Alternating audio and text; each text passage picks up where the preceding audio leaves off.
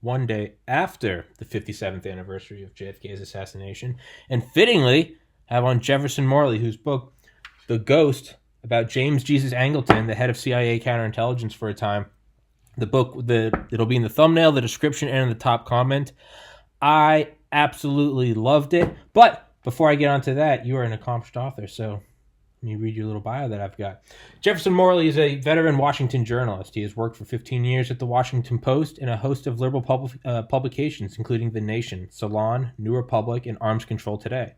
He's the co-founder and editor of the blog JFK Facts, which has attracted some 2.7 million visitors since it was launched in 2012. Morley is the author of the forthcoming book, Morley v. CIA, My Unfinished JFK Investigation, which tells the story of a 16-year-long lawsuit to obtain certain ancient JFK assassination records. This roller coaster saga puts him on a collision course with Judge, now Justice, Brett Kavanaugh. You can order Morley v. CIA on Amazon. Sorry, I'm a little excited. I'm butchering my words. Morley is also the author of 2 CIA biographies. Both tell the story of powerful CIA officers deeply involved in the events that led to JFK's assassination. The first is Our Man in Mexico, where he tells the story of Win Scott, the CIA station chief in Mexico in 1963. Scott, one of the CIA's most accomplished officers, oversaw the surveillance of accused assassin Lee Harvey Oswald in Mexico City 6 weeks before JFK was killed. Scott later wrote a memoir saying that the CIA had duped the Warren Commission in a key point about Oswald. Scott wrote that he believed JFK had been killed by a conspiracy. When Scott died, the CIA seized and suppressed his memoir. You can order that, Our Man in Mexico, published by the University of Kansas Press, from your local brick-and-mortar bookstore. In The Ghost, which today's episode is about, and I absolutely love it, you will not be disappointed. In The Ghost, Morley tells the life story of the legendary James Jesus Angleton, paranoid genius and chief of the CIA counterintelligence. The Ghost shows that Angleton and his staff closely monitored Lee Harvey Oswald's personal life, his politics, and his contacts with then Cuban and Russian intelligence officers in the 4 years before JFK was killed. Angleton was deeply interested in the erratic ex-Marine but took no action. Indeed, Angleton was notified that Oswald was in Texas a week before JFK was killed. The Ghost, like Our Man in Mexico, offers no JFK theory, only facts, and I can attest that is true. Angleton was responsible for the atrocious counterintelligence failure that culminated in Dealey Plaza. You can order The Ghost, published by St. Martin's Press, from your local brick-and-mortar bookstore. You can also get a signed copy of The Ghost at jeffersonmorleybooks.com. I will have that in the top link as well as the description. Mr. Morley joins us from his home in Washington, D.C., and very graciously has decided to come on my podcast. Thank you so much, sir. Thank you, Tommy. Let's talk. Tell me why you wanted to talk to me. I love everything. So I've had on this podcast several times before Dale Comstock, who is the youngest ever member of Delta Force. He's now retired.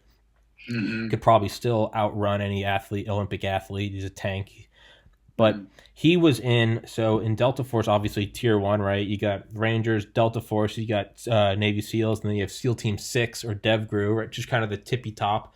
And with all things, whether it's that or missiles or biology or whatever, or computers, I've always been interested in hierarchies of things. Mm-hmm. And growing up, I had always read about, like a kid, what is higher than a Ranger, or Delta Force. And eventually I got to, well, what would be higher than that? And it was the CIA Special Activities Division, SAD, right, which is the proverbial black ops. They are not under the Department of Defense. They are under Title 50. Right. They do the stuff that we didn't do. Right. Mr. Comstock was in that division. He cannot legally say he was. Right. He was in OGA, other government agency. Wink, wink, nudge, nudge. But I've had him on the podcast, and he cannot say it, and so he doesn't. Right. But so to say that is, and I remember one time on the phone, we were talking about intelligence agencies and schemes and campaigns. And we were talking about, as you get higher and higher up, because he also did mercenary work for the State Department, which is the State Department would hire him through another nation, it's just all legal framework to really, go take out the guys. Talks about flying, he's like, I didn't go there on a military jet. He's like, I'd fly there first class on a 747. You take a cab out to the desert, you take a chopper to another cab, they give you some garments, and you get a gun off the black market. He's like, there is no footprint. And so talking to him is like this real life James Bond. And the point of all of that rant is to say, remember asking him, I was like, so what's above you? Is there like another? And he said, Tom, I'll tell you this, when you get to the upper echelons of the CIA, it turns into, quote, a foggy forest of mirrors. And that sent chills down my spine. And that was about in April. And I've always been interested about what are these things with plausible deniability built into the very fabric of them? Like, are these guys that are just, they are the puppet behind the puppet? And So, it's a good question. Sure. And I think what's interesting about James Angleton, chief of CIA counterintelligence from 1954 to 1974, was that he was really running a CIA within the CIA. Yeah. And this was not something that was designed that way. The idea of having a counterintelligence staff was actually Angleton's idea. Mm-hmm. He sold CIA Director Allen Dulles on the idea in 1954. There never had been one before. The CIA was afflicted by a series of embarrassing intelligence failures in the 1950s. The KGB was running rings around it in a lot of ways. The KGB was a very professional service and had a lot more experience. The Russians had been running an intelligence agency since the 20s. Mm-hmm.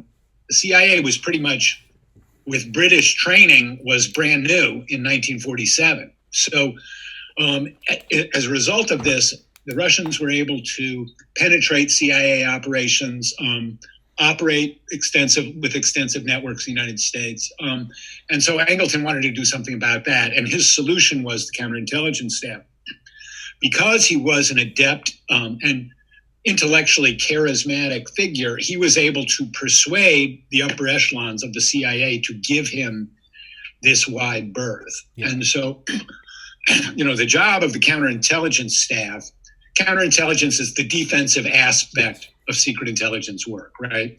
You go out, you try and steal the other guy's secrets, change his psychology, whatever. And then counterintelligence is you're trying to prevent the other guy from doing that to you. And so that was the basic orientation of counterintelligence. But Angleton had from his earliest days, training with British intelligence, the idea that counterintelligence could also be used for offensive operations. And this is really what Angleton did. His successors explained that he didn't really, opposed to, going by his job title, chief of the counterintelligence staff, you might think that he ran a staff of people with counterintelligence duties. It didn't really work that way. He ran an operations organization that was very tightly held and whose files were not integrated into the central file registry of the CIA. So even people at the CIA did not know what Angleton was up to. And when he was fired in disgrace at the end of his career, one of the things that the CIA spent a lot of time trying to figure out was just what the hell he had been doing for those 20 years, because they really didn't know. And they went into his files with some trepidation because they really didn't know. And it was an anomalous situation for the CIA. And I learned in the course of doing this book, you learn about who are the admired people in the CIA history. Angleton is a controversial figure, even within the CIA. And so, for example, in 1997, the CIA had a big ceremony. They called it 50 for 50, and they were 50 CIA personalities who had contributed to the agency in a major way. Angleton was not in that list of top 50, because a lot of people who really, he had done domestic spying, he had kept secrets from the agency, he had theories about Soviet KGB penetration of the CIA that were controversial, and I would say unfounded. So anyway, his legacy, even within the CIA, was controversial, and outside it was very controversial. He was, as I explain in the book, the Justice Department spent a lot of time thinking about whether he should be charged for a massive domestic surveillance operation, illegal, not created by Congress, not ordered by the president, just dreamed up by James Angleton. And in 1977, right before President Jimmy Carter took office, the Justice Department decided not to prosecute him. So Angleton leaves a very big and very controversial legacy. But what's extraordinary about him, and I think what my book shows that previous books about him had not shown, was he had a range of influence over U.S. intelligence operations that was very, very wide. Yeah. He was deeply involved in Cuba. He was involved in multiple conspiracies to assassinate Fidel Castro in Cuba. He played the leading role in the investigation of whether there was a mole within the CIA. He had a very prominent role as handling the liaison with Israel and the Mossad. Mm-hmm. So he had this mass surveillance program that he created and ran called Lingual. Mm-hmm. So his impact was felt on a wide range of issues. I say that he was the most important unelected official in the U.S. government in this period, and I think that's true based on the results that he got. Yeah. He was a very powerful man and a very unaccountable one. Yeah. So that's why his story is so interesting. Yeah, and I mean, yeah. There it is. And like you said, thank you for that introduction. Sure. You can buy it at your local bookstore. You can order a signed copy from my website, Jefferson Morley Books. So, and that will be in the description and in the top comment, as well as Kindle and Audible. Great Audible narrator. I'd like to add. I had on an Audible narrator yesterday. I figured I had on so many authors, and eventually had on a narrator. But great, it's great on Audible. I love it. Some narrators really do. They can ruin a book, and you got a good one. So for everyone, for my generation at least, that won't sit down and read, it's a good listen. And it's it's not. The reason I like it is because it's sexy without trying to be sexy. It's not. What it is just facts, right? And it's laid out in front of you, Mr. Morley. I think I just lost him. Yeah, and I should say, I come from a kind of left liberal point of view. Sure. That's my politics. But anybody who reads this book, if you have different politics, you'll still understand who it is. I mean, I make my judgments, but he was a very interesting man, and people who liked him really, really admired him. And so while I was critical in a lot of ways, I also wanted to convey that sense that this was an impressive man to a lot of people. You might not have liked what he did, but there were reasons why people liked him. Yeah. So I want to make sure people understand that about the book too. It's not an anti-CIA book, although it's quite critical of Angleton. Yeah. No, absolutely. No, you do a very good job at just presenting. I could not have guessed what your politics were from it. I just thought it was a great history of him, and it's what I got took from it was like very loosely, almost kind of Curtis LeMay, Patton, MacArthur, where they have their enemies, but those who are under them love them and will walk into the gates of hell behind them. That's what I got. That's the vibe I got from Angleton, is like, sure, has a lot of critics, and probably rightly so, but he's also the guy, right? It's almost like Jack Nicholson, like, you want me on that wall, you need me on that wall. Angleton, looks exactly like you think he would look like.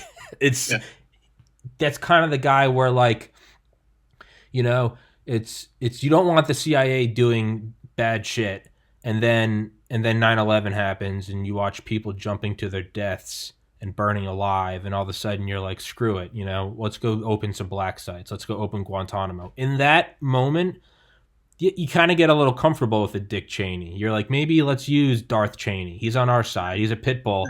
Let's, and then after a while they get off the leash and you got to reel them back in. But like after a JFK assassination, which maybe he did or didn't have a hand in, after a Cuban Missile Crisis, World War II is only 15 years in the rearview mirror. This was the origins of the counterintelligence staff. This was in 54. The Korean War had just ended.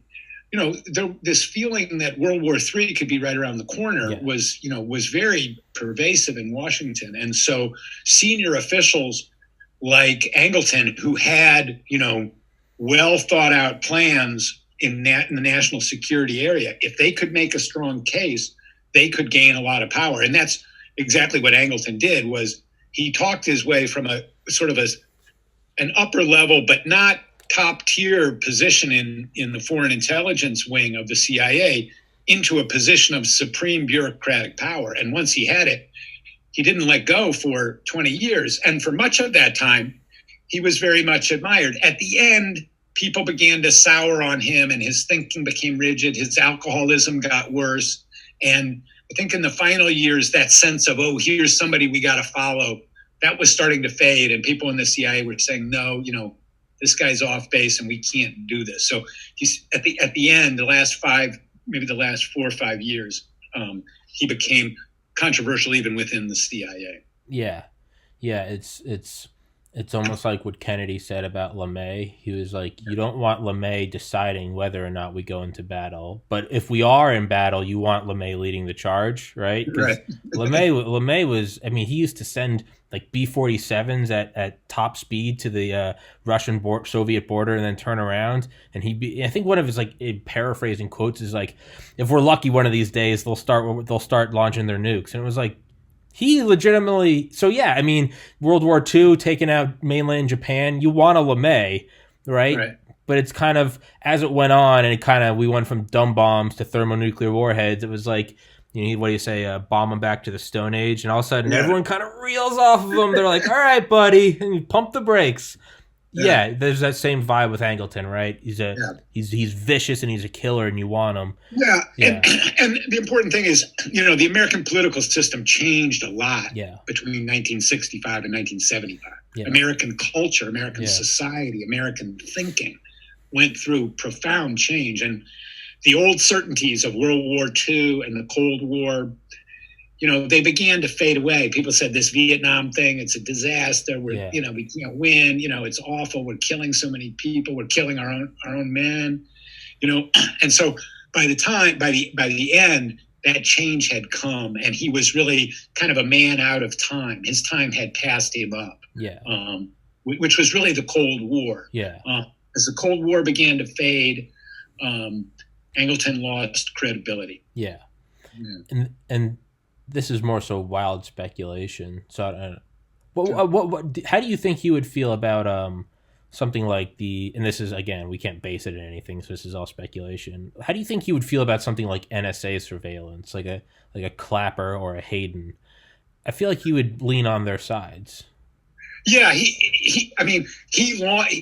Angleton was the father of mass surveillance in the United States. Okay.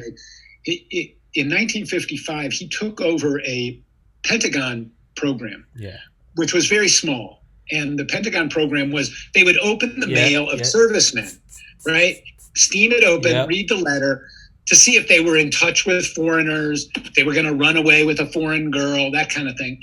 They were opening up a couple hundred letters a year where they had some basis of suspicion. So Angleton took control of that program, brought it into the CIA, and within 5 years, they weren't opening 100 letters a year. They were opening 8,000 letters a year.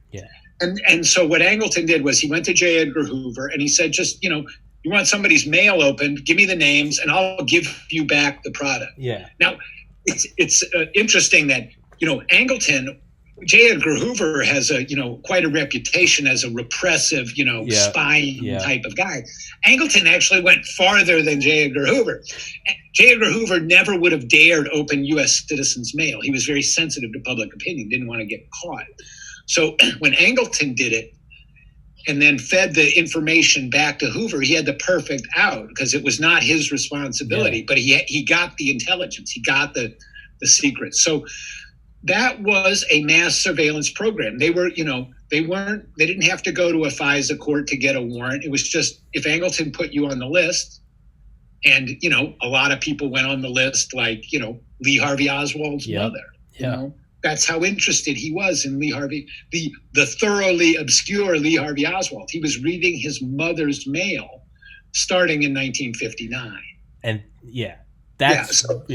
So when you, just back to your original question, what would he think about mass surveillance? I think he would say, we need this program, and we shouldn't curb our ability to collect in any way. He would have been a hardliner with Hayden and Clapper and saying, a kind of maximalist demand, which, was not really, wouldn't weigh civil liberties into the equation and would say the security questions are much more important than the civil liberties question. So I think I thought that when I was writing the book, that if Angleton were around today, that's what he would say. Yeah. And there's always this, I know for at least me, I can obviously only speak from how my brain works. There's always a part of me that wants to believe these guys, these spooks who write from opening 8,000 letters to Echelon and tapping at like AT&T headquarters. Part of you wants to believe, and I say you, I mean me, that you got to have that patriarchal figure that goes in there, rolls up the sleeves and goes in and, to fight a demon, you need to become a demon, right? And they go in there, and but that's also what, am I getting intoxicated on patriotism? And I'm like, it's for the good. Like, if I just put it in a different filter, am I looking at, what if I said this in German? Would I be for it? It's a shine of good. It's like, whoa, now all of a sudden it's Gestapo, but because it's my flag, it's, this is what we need. It's always, but then you have, and then you have a 9/11 and you're like, well, should we have been, should we have done more? And then it all gets a foggy forest of mirrors. Is it right? And we go through these.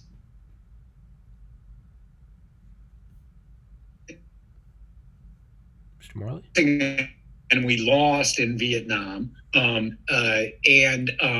You get all these reports of spying and Watergate, and people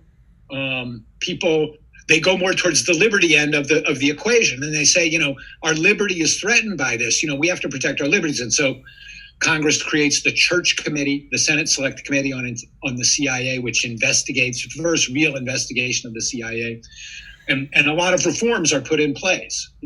After Angleton, the FISA courts, the House and Senate Intelligence Committees, ban assassinations. At time, heavily into the liberty end of the equation. Then we have a 9/11. The pendulum swings back towards security, and a whole bunch of measures that once would have been thought to be repressive or questionable or impinging on people's rights, go through. And then now we've been through 20 years of endless war, and people are starting to say, hey, do we really need this? Isn't it excessive? And the pendulum's starting to swing back more towards the civil liberties side of it. So that was, but in that kind of historical progression, Angleton plays the leading role at the beginning. He lays out how the CIA is going to be extremely aggressive to the point of breaking the law. Yeah.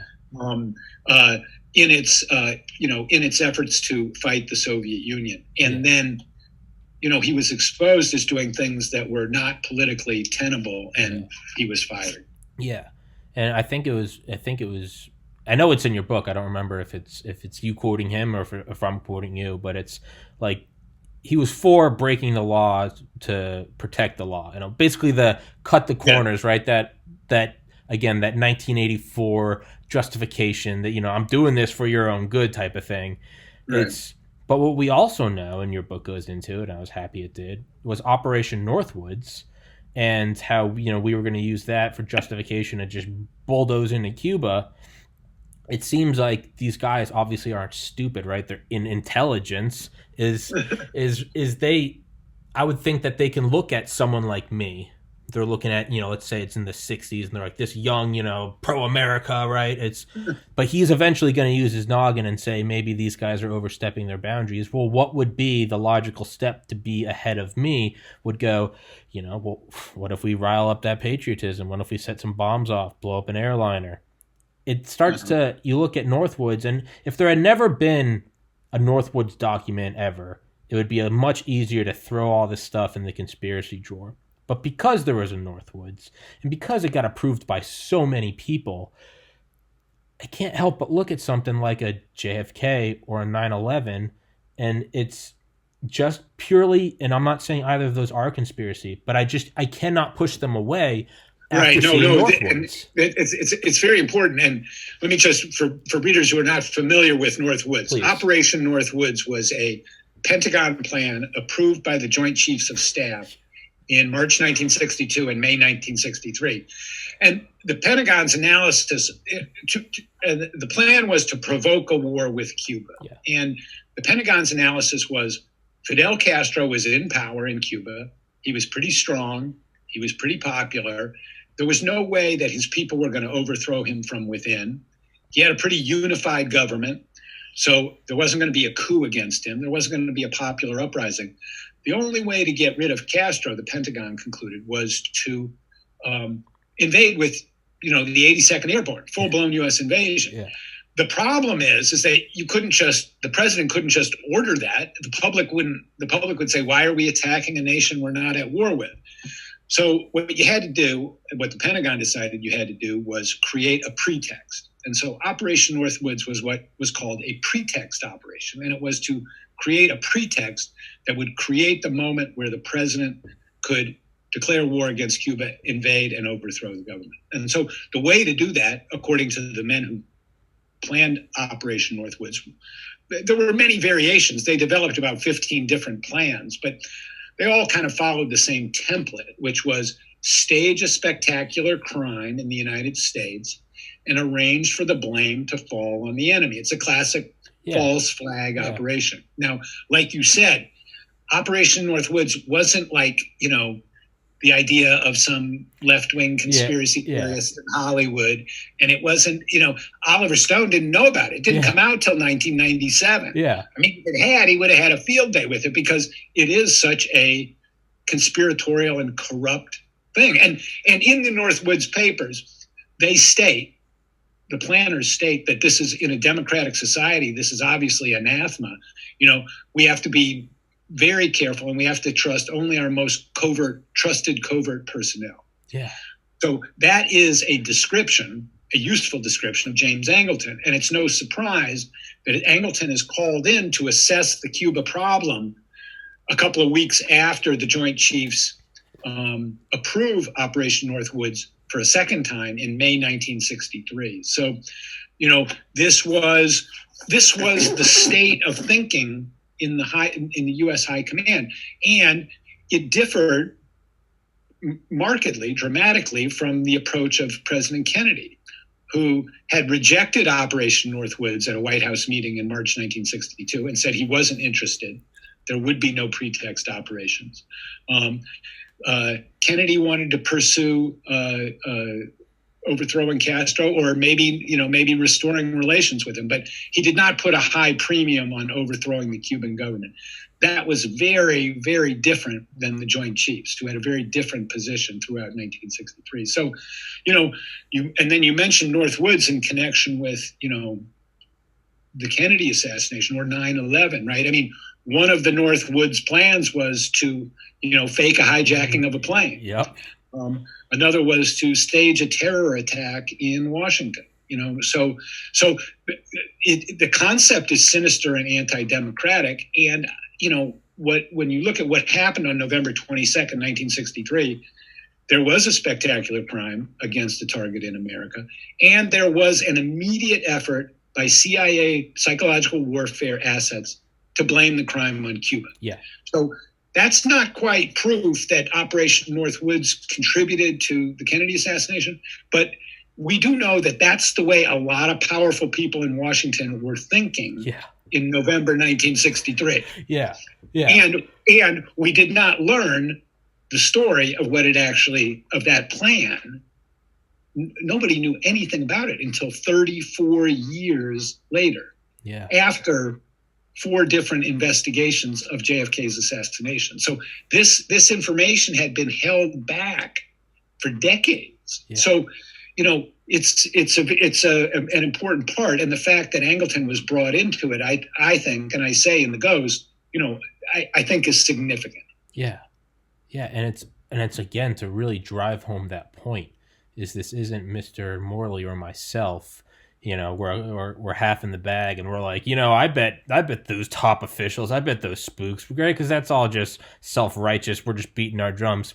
The Joint Chiefs of Staff were like, this is good. We'll blow up an airplane, real or simulated. If you really want the blood, we can do it. We'll bomb some targets in Miami, blow up a couple shopping malls, and they're like, these are the top. This is like Dr. Strangelove. They're in the big room. They're in the war room, and they're like, brilliant idea. Just patting each other on the back, and it's like, Okay, and then what? Top Dog says no, and then a couple months later, he gets a lobotomy on the in Dealey Plaza. Like, I don't know, man. It gets a little hairy, right? It does, and and that was why Operation Northwoods was held so closely for so Yeah. many years. It was skating very close to the line of anti-democratic action. And you mentioned there, let's do the attack, real or simulated. Like they were perfectly willing. One of the plans was they would shoot up a boatload of Cuban refugees. Yep. And they had the same thing, real or simulated, Yeah. right? So imagine that, a boatload of people who are fleeing a communist dictatorship. We're allegedly welcoming them, and we are going to kill them. Kill them. That's the plan. We're gonna murder them Approved by the Joint Chiefs in order to overthrow Castro. Now, is that a dirty trick? Is that justifiable? I mean, it's a pretty screwy way to do business and pretty indefensible. Yeah. Yeah. And that's why they hit it, because it was so indefensible and because it raises perfectly legitimate suspicions about the assassination of President Kennedy. It absolutely does. It absolutely does. Pretend it doesn't. Yeah. It 1000% does. And then not only that is, I mean, we talk about Angleton, who's this sort of, for better or worse, going to protect this nation, even if you have to break the law. And then we have JFK, right? We got LeMay chomping at the bit. Let's bomb them all. And it's just like, it's like, dude, go take a Xanax, just relax. And, he's like, no, we're going to do it. But then we've got Angleton who's looking at him. And whereas from the outside, it looks like JFK's finest hour, right? We got to the brink. There's an embargo and we walked away from it. Like humanity prevailed and you get all your goosebumps and we did it. But it's like, did we really? Like, we were an overwhelmingly powerful nation, and what actually came out of it? They took their guys out. They took their missiles out of Cuba, okay, but what they get out of it? They got missiles withdrawn from Turkey. So what you draw is like the Soviets got a win out of it. Right. No, and that's how the Joint Chiefs looked at it. Yeah. Was they felt that Kennedy had a very strong hand and could have gotten a much better outcome. He could have gotten communism out of Cuba. Now, JFK, on the other hand, understood that these confident assumptions given to him by the Joint Chiefs that the U.S. would invade and it would be over in 18 days. That was the assessment he was given. He knew that was nonsense. And what's more, he was afraid of miscalculation. And he was afraid of, they were installing nuclear weapons. Were the nuclear weapons, functioning at that point? The CIA said no, which was true. But it wasn't until 30 years later, in 1982, when they got all the Russians, the Cubans, and the Americans at a conference in Havana, and they said, what was going on? And, McNamara said, well, we were pretty confident that we could have taken the island pretty easily. There were only 12,000 Soviet troops. And the Russian, foreign minister, deputy foreign minister says, no, excuse me, Mr. Secretary, we did not have 12,000. We had 45,000 troops there. And he added another thing, which was the forward commanders had tactical nuclear weapons. We were concerned about the missile bases, but those missile bases were also protected by Soviet forces that had access to Soviet nuclear weapons, and they had standing orders. If you are attacked, you don't have to ask Moscow for permission. Mm-hmm. You can fire right away if you are attacked. If you're not attacked, you got to check with us first, and we'll tell you when to fire. So if the United States had struck, it's virtually certain that nuclear weapons would have been used on the incoming U.S. troops. And then imagine, what's the U.S. president going to do? Yeah, it's dominoes. Right. There's no way a president could not respond to that. Yeah. And so Kennedy took the U.S. off the escalation ladder very early. The generals thought he was being weak. He thought he was being wise, and I think in retrospect, we can see that he was being very wise, but it was a profound difference of opinion about how to deal with the situation. Yeah, no, in retrospect, I would say that I would think you could argue 99 out of 100 times he saved the world. He did. Because you're right. Yeah. I think he definitely did. I think he definitely did. I mean, nuclear doctrine says that massive retaliation. I mean, Garrett Graff's Raven Rock. I've had him on here. Finally, I tried to get, but they talk about it. There's kind of like the field commanders. You can use it. I mean, that's what the thermonuclear doctrine was. Is this all happens so fast that we have to have a game plan, a reflex that we go to. So if a nuke goes off, you don't have to, okay, what is the game plan say? You go, no, we're hitting Paris, we're hitting Moscow, and we're hitting Sri Lanka. Why? Because the war games say that's what we're doing. This could have very quickly, I mean, it was almost Dr. Strangelove. This was a sort of end of the world mechanism. They use a tactical one on our guys invading. We go, we can't do that. We can't let them steal our thunder. So we hit them, they hit them, and next thing you know, the earth is a cinder. Right. Yeah. Well, Angleton was not involved in the deliberations around the missile crisis. There weren't really counterintelligence issues involved, but he definitely sided with the Joint Chiefs over JFK in assessing how the crisis was handled. He felt that Kennedy had been weak, not wise. But again, we didn't know any of that until years later. But I remember, I think it was Annie Jacobson said that in one of her books. So she was like, they found out a while ago that they absolutely had. You're right. Maybe not the missiles aimed at DC and New York, but they had those little tactical ones that no one thought of. We would have walked right on in there. Would have been game over for the whole world. Yeah. So in that, they thought he was weak, and they were like, this guy is. And so to pull it around, we've got Angleton going, okay, here's this guy that's already shown he's willing to cut corners. He's willing to cheat, right? He's willing to slit some throats along the way, probably literally as well as figuratively. Now he's looking at Kennedy. I could see Angleton, and I'm not backing it, but I'm just trying to look at it as like analytically. I could see Angleton 100%, in his ghost role. Okay, this guy is now a threat to the country. JFK. This guy is not strong enough to lead this thing. And is he going to be willing? Is Angleton now talking to himself? Obviously, I'm putting words in a dead man's mouth. Am I going to do anything to protect this nation? Right. I mean, I think we can speculate about that. Angleton, we don't have a lot of access to Angleton's inner thinking compared to other people because he didn't leave behind an extensive correspondence or diary or even his office files were reintegrated into the CIA's archives, and we can't extract them now. So his trail is a little hard to cover. I mean, so rather than speculate about what he might or might not have been doing around Kennedy's assassination, I think if you look at what we know for sure that he did do, the monitoring and following of Lee Harvey Oswald, that alone tells you that, the story that the CIA and the Warren Commission told the American people in 1964, that this guy just, we had no reason to think anything of him. He just came out of nowhere and he shot the president. Sorry, Mrs. Kennedy. That was a cover story. Yeah. And it was a cover for the fact that Angleton and his people had been watching Oswald very carefully, and they had followed him. And, now you hear people say, well, yeah, sure, of course they were very interested in him.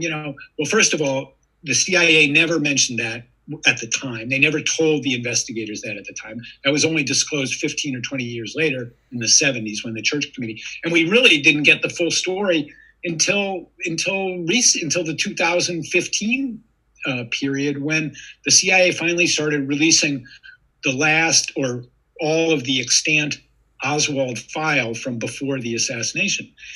They never lost interest in this guy. Top operations officers were deeply interested in Lee Harvey Oswald from November 1959 to November 1963.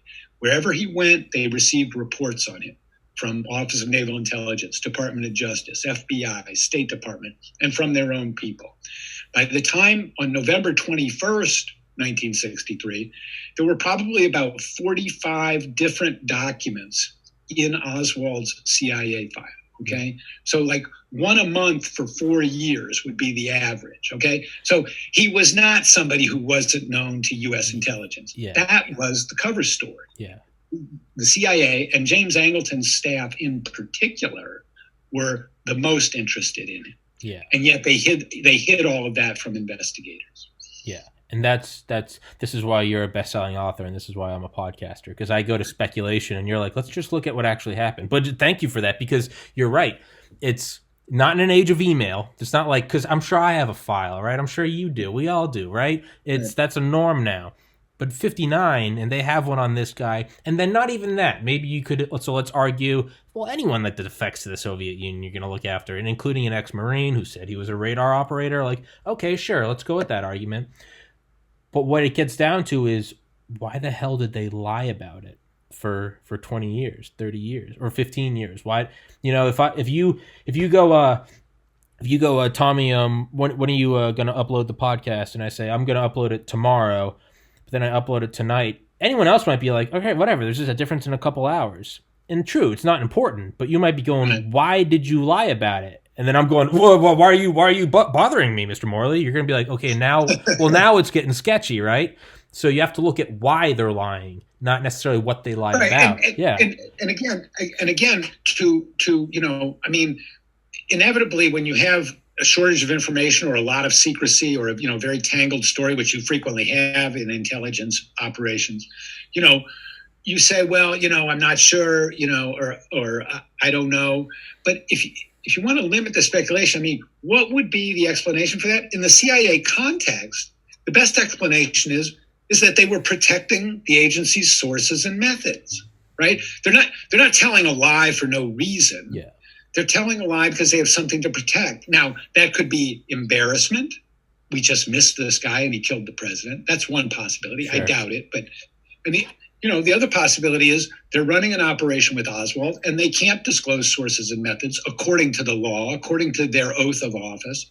And so that's why they hid it. And I think that's the most plausible explanation. Sure. I don't think it's because they were embarrassed. I think it's because they made operational use of Oswald and therefore were required to conceal all the sources and methods around him between 1959 and 1963. Sure. The point being, whatever, we can get on to, the conspiracy question, but if you view the Kennedy assassination purely in CIA terms, in counterintelligence terms, it's a catastrophic failure. Angleton should have lost his job. He should have lost his job the next day. A defector from the Soviet Union comes back, marries a Russian woman, gets a gun, and shoots the president of the United States in broad daylight.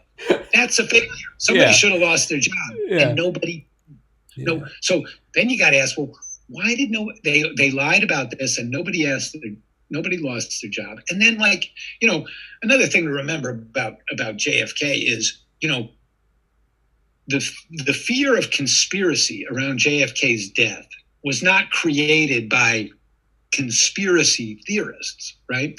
Because there were two polling organizations that went out right after the president was killed and conducted extensive polling. One was in Texas and one was nationwide. Reputable pollsters, representative sample, nationwide. And in both those polls, 60 to 70% of the people, this is based on just the news that people had seen. There are no JFK conspiracy theorists anywhere. To the contrary, the White House, the FBI, the Secret Service, the Dallas police, and your morning newspaper are all saying, this one guy killed the president, don't worry about it. In that environment, no conspiracy theorists, everybody's saying one guy did it. 2/3 of the public thinks that there was a conspiracy. Why? Because the circumstances of the crime were so suspicious. Yeah. So the important thing to remember is JFK conspiracy theories were not the product of JFK conspiracy theorists. They were created by the circumstances of the crime. Yeah. Some guy kills the president. A lot of people said gunfire came from two different directions. And then the guy who was charged gets killed. Yeah. That's a very suspicious set of circumstances. And so, of course, people thought, there's got to be more than one person involved. So, and then we, over the years, we have learned much, much more about just how much deception went into that cover story about Oswald, the alleged lone nut, who was actually of interest to a dozen top CIA operations officers for the last 40 years of his life. Yeah, it definitely gets way too. Yeah, it's again, like, I'm just looking at, these are facts. I'm not making any claims, but it's like, you look at something like okay, it's like 9/11. It's like they find the jet fuel soaked passport of one of the hijackers, and it's like they found that, but the plane disintegrated, right? And again, I'm not saying, but that is just a fact. And who found it? An FBI guy walking down the street, right? It's who is the head of the FAA. It was his first day on the job. Cheney ordered NORAD to go out off the coast, and then they ran a drill about hijacked planes. And this isn't, and if anyone's saying you're a conspiracy theorist, I haven't said any conspiracy. I'm just naming facts. It leads to whether or not it was a catastrophic failure. Maybe that's what it was. Okay. The whole thing is getting a little far afield from Angleton. I know. Sorry. Yeah, I know. But the point is I'm trying to draw an analogy. Yeah. It's the whether or not an actual conspiracy happened is the analogy I'm making. Is sometimes a situation is just so hairy you can't help but, it's what if you were driving home and I'm on the side of the road, Mr. Morley, can you give me directions to Wendy's? And you're like, yeah, man, what are you doing? I was at the bar all night, and then I spill my cup of whiskey onto you, and then a cop pulls you over and goes, well, you reek of whiskey. Sometimes it really was weird shit, right? So, yeah, I wasn't trying to go into a 9/11 thing so much as explain. Let me just say for the record, I do think 9/11 was a conspiracy. It was a conspiracy that was organized by Khalid Sheikh Mohammed. Yeah. It was bankrolled by Osama bin Laden. Yeah. That's a conspiracy. I agree with that. Yeah. No, and I'm with that is a conspiracy. That was a conspiracy by a billionaire construction family who, had a bunch of their minions go out and attack the United States. That is a conspiracy in the true sense of the word. But it's and I know I gotta let you go in 3 minutes. Is what is weird? Excuse me? Any other thoughts? Or Yeah. So the end, right, when it's when they talked about Angleton and they're like, who killed JFK, or was that an agency? Was that an agency operation? And instead of just saying no, Angleton said something like, what was the quote? It was like, the CIA is a mansion and I don't know all the rooms. My father's house is a mansion with many rooms, and I don't know who struck John. Yeah. And so he said that to Seymour Hersh, the famed investigative reporter. And I asked Hersh about it, and he said, I have no way to interpret that. Angleton was such a sort of, enigmatic character, prone to these profound statements. But he said, basically, I thought he was trying to lay the blame on, JFK's assassination on somebody besides the CIA. And I think that's a very reasonable way to read that comment. Sure.